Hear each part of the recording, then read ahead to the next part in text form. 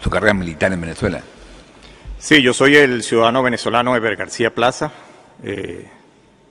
Trabajé 31 años en la Fuerza Armada y obtuve el grado de mayor general. Ocupé todos los cargos en la Fuerza Armada en los diferentes grados que obtuve hasta terminar mi carrera militar como viceministro de la Defensa entre el año 2010 y 2013, inicio del año 2013.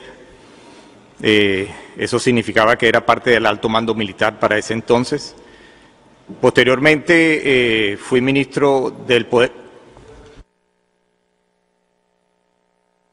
¿Puede repetir su último cargo militar? Fui viceministro de la Defensa para los servicios. O sea, eso es parte del alto mando militar, específicamente en el área administrativa, en el área del Ministerio de la Defensa. Tomando en consideración que la estructura operacional de la Fuerza Armada fue dividida en administrativa y operacional, y la parte administrativa es conducida por el Ministro de la Defensa y la parte operacional por el Comando Estratégico Operacional. Posteriormente ocupé, a partir de abril del 2013, el cargo de Ministro del Poder Popular para el Transporte Acuático Aéreo hasta el mes de junio del 2014, principios de julio, donde fui nombrado Ministro del Poder Popular para la Alimentación, cargo del cual renuncié en el mes de agosto, entre las causas yo fui jefe del órgano superior de la Defensa Popular para la Economía, conocido en Venezuela y en los medios de comunicación como el DACASO, que como el presidente lo dijo hace unos días, tuvo un éxito político porque básicamente el fin era político, no económico. Y se entregaron, producto de esas operaciones que se realizaron, un listado de empresas que recibieron dólar preferencial a través de Cadivi, que permitió que el presidente recibiera poderes habilitantes para la lucha contra la corrupción y formara una comisión presidencial integrada por el hoy presidente del Banco Central, el diputado Sanguino, para en ese momento el ministro de la Defensa, Padrino López, y la fiscal general Luisa Ortega Díaz, que no tuvo ninguna conclusión en ninguna de las actuaciones de los 300 casos presentados. Y también uno de los motivos por los cuales presenté la renuncia al vicepresidente Jorge Arriaza fue porque se inició dentro del Ministerio de Alimentación un plan para la distribución de alimentación por parroquias políticamente priorizadas. ¿Qué significa eso? Bueno, significa la necesidad de distribuir los alimentos subsidiados más por una necesidad económica, de acuerdo a los estudios del Instituto Nacional de Estadística, específicamente los clasificados como pobreza extrema y pobreza, sino por una necesidad política en ese momento. Mi exposición está basada básicamente, por los cargos que ocupé, en tratar de explicar cuáles son o cómo funcionan las operaciones de orden público y cómo baja en la estructura de mando el cumplimiento de las órdenes emitidas en cada uno de esos planes. Antes de pasar a este punto, sí, señor. ¿Me puede clarificar un poco más esto que usted acaba de mencionar en su última gestión? Su responsabilidad era distribuir alimentos para la población. Sí, el Ministerio del Poder Popular a la Alimentación tiene básicamente 3 cadenas de distribución, ¿no? Tiene en su estructura el Mercal. El Mercal es un procedimiento de distribución de alimentos que están totalmente subsidiados, cuestan muy poco. Y era la distribución de alimentos para las casas de alimentación y para las parroquias o las personas que estaban identificadas de acuerdo al instituto o clasificadas de acuerdo al Instituto Nacional de Estadística como pobreza extrema. Y después se creó Pedeval en el 2008, donde era la distribución de alimentos a precios por debajo de los precios de venta al público, y que era una distribución de alimentos para las personas identificadas de acuerdo al Instituto Nacional de Estadística, para las personas en situación de pobreza.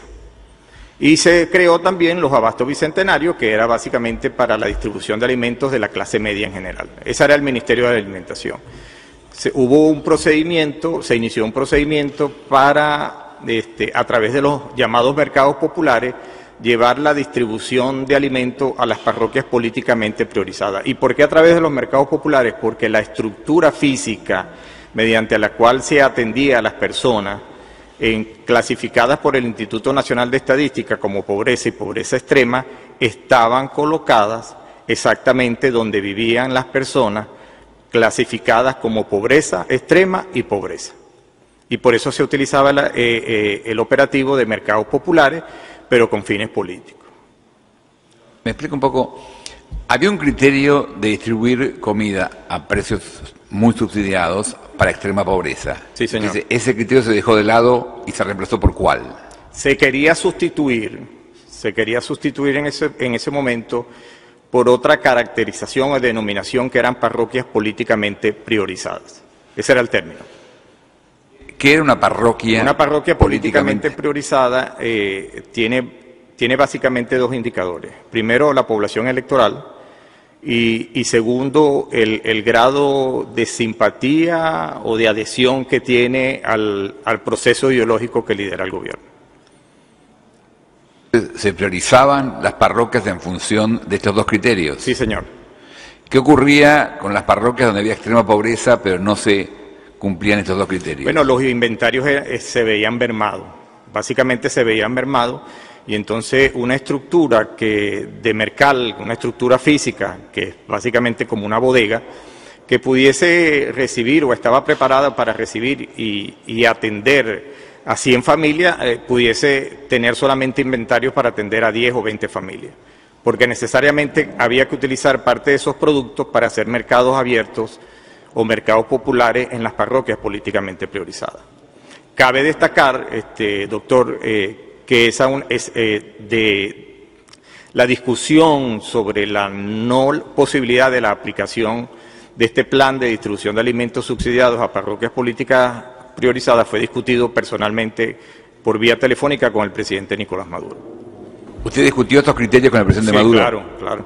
¿Y cuál fue nos puede explicar esa conversación? Sí, fue una conversación telefónica donde el presidente de la República me informaba que había recibido denuncias de los diputados de la Asamblea Nacional, donde yo había eliminado los mercados populares o mercados a cielo abierto. Yo le informé que eso no era cierto, pero que necesariamente había que atender en prioridad o cubrir los inventarios de las estructuras físicas creadas por la misión alimentación durante el gobierno del presidente Chávez para atender a las personas que, de acuerdo a la misión, estaban clasificadas por el Instituto Nacional de Estadísticas como personas en pobreza extrema y pobreza.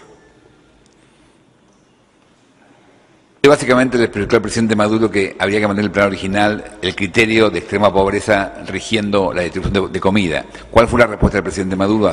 El presidente dijo claramente que él estaba de acuerdo, pero que tenía que ser flexible en la posibilidad de cumplir ambas misiones.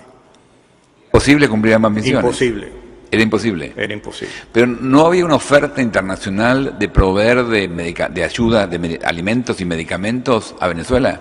No, Venezuela compraba sus propios productos. Las importaciones a través del Ministerio de Alimentación en el área de alimentos en los 24 rubros básicos son aproximadamente para cubrir la necesidad de 31 millones de personas o 30 millones de personas, 1.250.000 toneladas mensuales. Venezuela. Sí, las compraba Venezuela. Había producción nacional en ese entonces, una producción nacional que cubría el mercado, un 40% del mercado y el 60% era importado. ¿Y usted cree que esas investigaciones sobre corrupción en su área se deben a esta divergencia de criterio? Bueno, no lo puedo asegurar, pero sí quiero afirmarle que yo fui informado por 3 ministros del gobierno del presidente Maduro en el mes de diciembre que yo tenía que salir del país porque el presidente iba a abrir un procedimiento jurídico en mi contra. Diciembre del 2015. ¿Nos puede contar qué pasó? ¿Usted a raíz de estas diferencias de criterio renuncia a su cargo? Sí, en el mes de agosto renuncio a mi cargo, presento la renuncia al vicepresidente Jorge Arreaza. En ese entonces había un proceso que el presidente denominó el sacudón, donde básicamente ese sacudón era un cambio de ministros que normalmente se hacían de manera rutinaria, y en ese procedimiento fue aceptada mi renuncia y yo fui sacado del cargo de ministro. ¿Usted se quedó en Venezuela? Sí, por supuesto. ¿Y nos explica cómo usted decide irse y qué es esta información que recibe? Bueno, yo recibí la información de 3 ministros, entre ellos el ministro de la Defensa, Padrino López, el ministro en ese entonces de Industria, José David Cabello, y el ministro de Transporte Acuático en ese momento, Giuseppe Llofreda, de que el presidente de la República había tomado la decisión de iniciar actuaciones posiblemente jurídicas en mi contra. Que tenía que irme del país, yo procedo a irme del país en finales del mes de enero, aproximadamente a Panamá. ¿Usted por su experiencia no podía confiar en que la investigación judicial respetara sus derechos y pudiera mostrar su inocencia? Bueno, para nadie es un secreto, yo creo que ya ha sido debatido aquí en esta mesa y es un hecho comunicacional público y notorio que la justicia en Venezuela solamente obedece a la estructura de gobierno. O sea, es el Ejecutivo Nacional el que ordena abrir o cerrar juicios. Usted tiene, si bien hay información pública sobre eso, ¿usted tiene datos personales que conoce de haber percibido instrucciones a jueces y fiscales? No, no la tengo.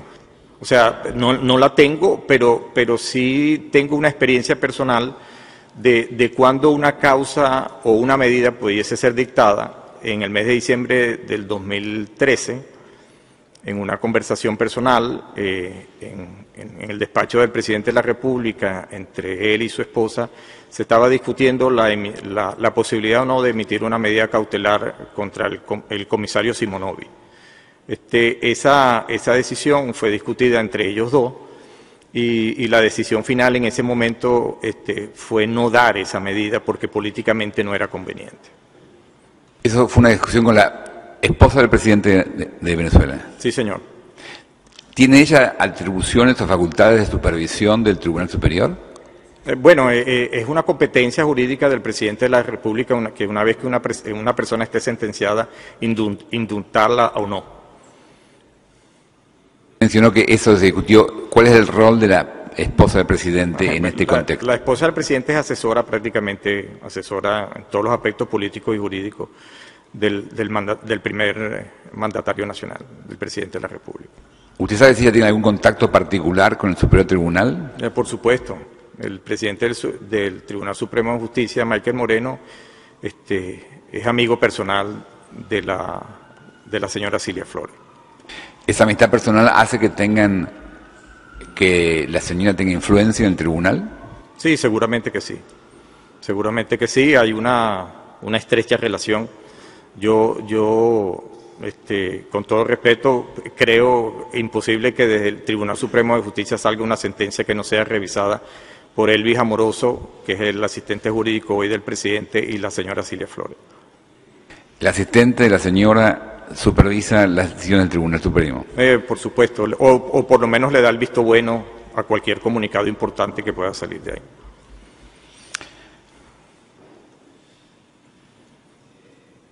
¿Cuál es su evaluación de por qué usted debe irse del país? ¿Por qué usted decide esa medida? Bueno, porque fue alertado por 3 altos funcionarios del Gobierno Nacional de que se iba a iniciar un procedimiento jurídico en mi contra y ellos mismos me piden que me vayan del país. Y por eso tomé la decisión.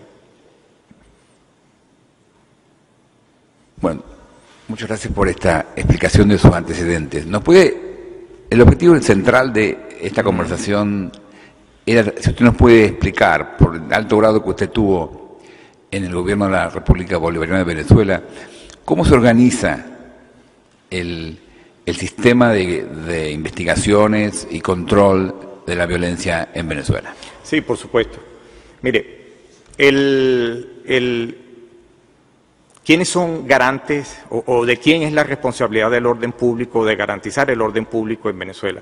De acuerdo a la Constitución, en el capítulo 4, en el artículo 332, es del Ejecutivo Nacional. El Ejecutivo Nacional es responsable de mantener y restablecer el orden público y de proteger a los ciudadanos. Y para ello deberán conformar un cuerpo civil que tiene a la Policía Nacional, al Cuerpo de Investigaciones Criminalísticas y Policiales, o llamada al 6CPC, el Cuerpo de Bomberos y una protección civil, y adicionalmente tiene un cuerpo de inteligencia que es el SEBIN. ¿Y qué debe hacer básicamente ese cuerpo civil? Ese cuerpo civil debe respetar la dignidad y los derechos humanos sin discriminación alguna, ni siquiera la política. ¿Ok? Ahora, ¿quiénes son los entes responsables de acuerdo al artículo anteriormente mencionado? Los que están ahí. El Ministro del Interior y Justicia es responsable de conducir los planes para el control del orden interno, el Mayor General Néstor Reverol, y el director de la Policía Nacional, que es Pérez Ampueda, el general de brigada de la Guardia Nacional Pérez Ampueda, el comisario Douglas Ricos en el tema de investigación, el Cuerpo de Investigaciones Criminalísticas y Penales, y el hoy general en jefe Gustavo González López como director del SEBIN. ¿Okay? Ahora, ¿cuál es la responsabilidad de la Fuerza Armada dentro de las operaciones de orden interno? Dentro de la Constitución, la misión de la Fuerza Armada tiene una parte que es la cooperación en el orden interno, y para ello se utiliza un componente específico que es la Guardia Nacional Bolivariana. Ahora, ¿cuál es la responsabilidad? Y es bueno que pongamos mucha atención en este punto, porque la misión principal, de acuerdo constitucional, de la Fuerza Armada es garantizar la independencia y la soberanía de la nación y la integridad del espacio geográfico, y para ello deberá conducir operaciones de defensa militar, cooperación en el orden interno y contribución en el desarrollo nacional del país. Pero hay dos elementos ahí que, como verán a continuación, dan pie para la aplicación del Plan Zamora, porque es garantizar la independencia y la soberanía de la nación. Ojo, garantizar la independencia, la soberanía de la nación y aplicar una operación de orden interno. Sigamos más adelante. ¿Qué función cumple el Comando Estratégico Operacional? El Comando Estratégico Operacional es el mayor ente planificador dentro de la Fuerza Armada. Él planifica y ejecuta las operaciones militares, más no el Ministerio de la Defensa. ¿A través de quién? A través de las regiones de defensa integral y a través de las zonas operativas de defensa integral. Ahora, esa es la estructura para la ejecución del Plan Zamora para la ejecución de las operaciones de orden interno, antes de la puesta en ejecución del Plan Zamora. Es una estructura. ¿Esta es la estructura que funcionaba hasta cuándo? Esta estructura funcionó o quedó sin estar en vigencia cuando el presidente de la República en cadena nacional firma la orden de operaciones Zamora en su fase verde. ¿Usted recuerda la fecha de ese episodio? Fue el 17 o 18 de abril de este año. 2017. Sí, señor.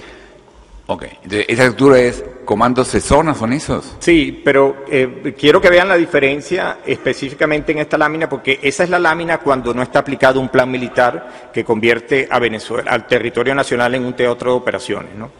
Ahí básicamente diluye el Ministerio de Interior y Justicia con la Policía Nacional y la Guardia Nacional como órgano de cooperación para el restablecimiento, el mantenimiento del orden interno, y tiene abajo los comandos zonales de la Guardia Nacional. Los comandos zonales eran lo que antiguamente se eran conocidos como comandos de destacamentos de la Guardia Nacional, que son los responsables de las unidades de la Guardia Nacional por cada estado. O sea, significa que hay 24 comandos zonales en Venezuela.